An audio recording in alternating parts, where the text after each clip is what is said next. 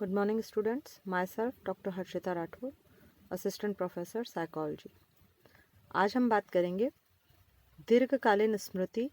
के टाइप्स के बारे में, कितने तरीके की होती है। इससे पहले हम पढ़ चुके हैं स्मृति का कि स्मृति के कौन कौन से कंपोनेंट्स हैं मेमोरी के, मेमोरी किस किस टाइप की होती है, जिसमें हमने 3 मेजर टाइप्स पढ़े हैं, sensory memory, short term memory and long term memory, जिनके बारे में डिटेल में हम आगे चलकर पढ़ेंगे। अभी हम बात कर रहे हैं कि जो हमने पढ़ा था लॉन्ग टर्म मेमोरी, वो कितने टाइप की हो सकती है। तो सबसे पहले टुल्विंग ने लॉन्ग टर्म मेमोरी को 2 तरीके की मेमोरीज में बांटा था। फर्स्ट इज एपिसोडिक मेमोरी, जिसे हम प्रासंगिक स्मृति कहते हैं, and second is semantic memory, जिसे हम अर्थगत स्मृति कहते हैं। दोनों अपने तरीके की अलग अलग स्मृति है। आप अगर देखें तो प्रासंगिक यानी एपिसोडिक स्मृति का तात्पर्य है ऐसी मेमोरी जो कि एपिसोड, आप अगर टीवी वगैरह देखते हैं तो उसमें सीरियल्स के एपिसोड चलते हैं, और एपिसोड का मतलब क्या होता है कि उसमें हर चीज़ एक सीक्वेंस में आती है, किस टाइम पे क्या हो रहा है। तो वो जो सीक्वेंस है वो पूरा जब हमें किसी चीज़ का याद रहता है तो वो बेसिकली हमारी एपिसोडिक मेमोरी में चला जाता है। फॉर एग्ज़ाम्पल हम ले सकते हैं आपके किसी भी क्लोज नियर एंड डियर की शादी का, अगर आपको कोई सीक्वेंस याद है, आपको पता है कि शादी में क्या हुआ था, किस दिन क्या खाना बना था, कौन क्या पहन कर आया था, इस तरीके की जो मेमोरी है वो एपिसोडिक मेमोरी में आएगी। या आपको कोई अपने स्कूल कॉलेज का कोई पहला दिन या कोई स्पेसिफिक डे आपको याद है, तो वो सारी चीज़ें आपके एपिसोडिक मेमोरी के अंतर्गत आएगी। और इसमें आप एपिसोडिक मेमोरी का मतलब ही ये है कि इसमें आप एक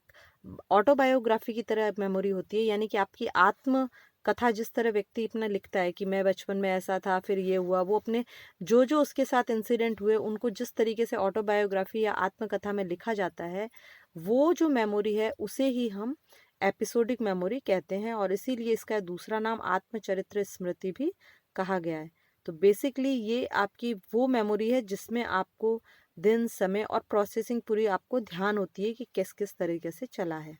कोई भी इवेंट किस तरीके से हुआ है। और इसके साथ ही जुड़ा हुआ एक और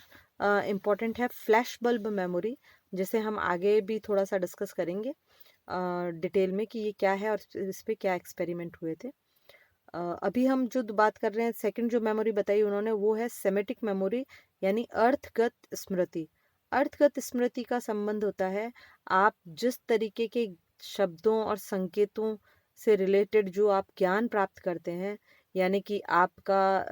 अगर आपने स्कूलिंग में शुरू में आपने ABCD पढ़ी, आपने आई पढ़े, आपने नंबर्स पढ़े, आपने टेबल्स लर्न की, आपने वर्ड्स की स्पेलिंग लर्न की, तो ये सारी जो हैं वो आपके अर्थगत स्मृति में आती हैं। यानी जब आप चीज़ों को उनके अर्थ, शब्दार्थ, उनके मीनिंग के साथ जब लर्न करते हैं तो वो आपकी अर्थगत स्मृति में चला जाता है। जैसे कोई भी आपका जितना भी एकेडमिक रिलेटेड मेमोरी है वो सारी आपकी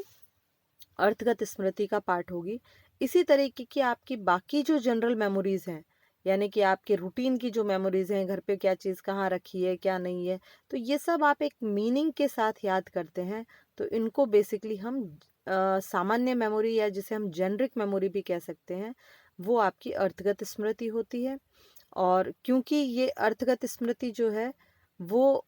आप इसके लिए हम ये भी कह सकते हैं कि इनको हम एक तरीके से डिक्लेरेटिव मेमोरी भी कहा जाता है, कि जिसका आप डिक्लेरेशन करते हैं, घोषणा करते हैं कि ये चीज़ें तो मुझे याद ही है। तो बेसिकली आपकी ये दोनों जो मेमोरीज हैं, एपिसोडिक और सेमेटिक मेमोरी, इन दोनों को मिला के आप इसको बोल सकते हैं डिक्लेरेटिव या घोषणात्मक मेमोरी। और ये दोनों तरीके की जो मेमोरी है वो, इसको हम इस एक पर्टिकुलर जिसके बारे में आप जानते हैं, आपको पता है कि ये चीज़ें आपको याद है, अतः आप इसकी घोषणा कर पाते हैं, अतः इसे घोषणात्मक मेमोरी भी कहा जाता है।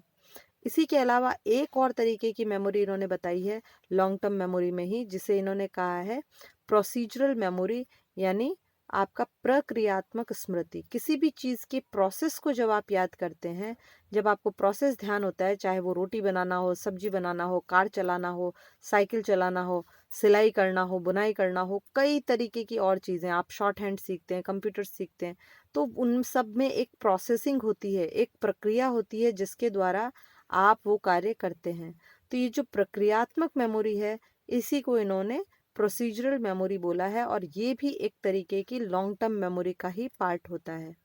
परंतु ये घोषणात्मक मेमोरी के अंतर्गत नहीं आता। यानी कि आपने कोई चीज़ें देख कर या करके आपने देख रखी होंगी या समझ रखी होंगी, तो हो सकता है आप पहली बार करें तभी आ जाए और आपको खुद को भी ना पता हो कि आपको ये चीज़ आती है या नहीं आती है। तो घोषणात्मक मेमोरी प्रासंगिक और अर्थगत से मिलकर बनी है, जबकि लॉन्ग टर्म मेमोरी का एक और जो पार्ट है वो है प्रोसीजरल मेमोरी। अब हम बात करते हैं फिर से सबसे पहले वाली हमारी मेमोरी जिसकी हमने बात की थी, संवेदी स्मृति मेमोरी, जो मैंने आपको बताया था सेंसरी मेमोरी कहते हैं या संवेदी स्मृति जिसे बोलते हैं। ये बेसिकली मैंने जैसे कि आपको पहले भी बताया, सेंसरी ऑर्गन स्पेशली आपके आँख और कानों की यदि हम बात करें, तो आप कोई भी चीज़ जब देखते हैं या सुनते हैं तो कुछ मिली सेकेंड्स तक, यानी सेकंड के भी कुछ छोटे से हिस्से तक वो आपकी इमेज आपकी आँखों में बनी रहती है या आपके कानों में वो आवाज़ इको होती है, सुनाई